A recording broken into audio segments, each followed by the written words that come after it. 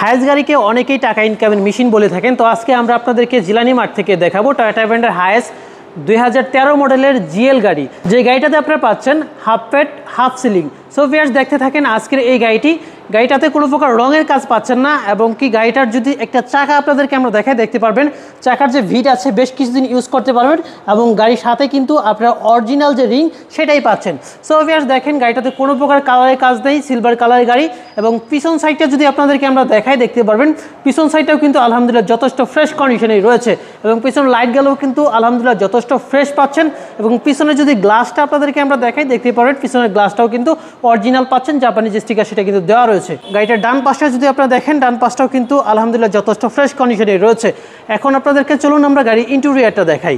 এই গাড়িটা জিএল হওয়ার কারণে কিন্তু আপনারা সামনে দুইটা দরজা পাওয়ার পেয়ে যাচ্ছেন। দেখেন এখানে কিন্তু দুইটা সুইচ দেওয়া রয়েছে, এছাড়া দরজার প্যাডটাও কিন্তু যথেষ্ট ফ্রেশ কন্ডিশনে পেয়ে যাচ্ছেন। চাবি স্টার্টের গাড়ি এবং অকটেনের পাশাপাশি কিন্তু আপনারা সিএনজিতে গাড়িটা ড্রাইভ করতে পারবেন। ড্রাইভিং হুইলটাও কিন্তু যথেষ্ট ফ্রেশ কন্ডিশনে পাচ্ছেন, এবং যে মিটারটা রয়েছে সেটাও কিন্তু আলহামদুলিল্লাহ একদম ফ্রেশ অবস্থাতে আপনারা পেয়ে যাচ্ছেন।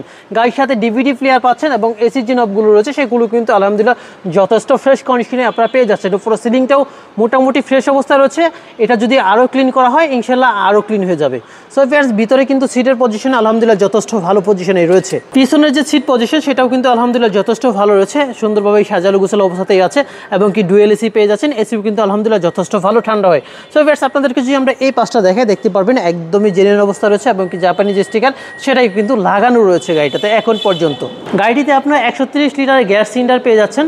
সো আজকের এই গাড়িটি আপনার ফার্স্ট পার্টি স্মার্ট কার্ড মালিকের কাছ থেকে পেয়ে যাবেন।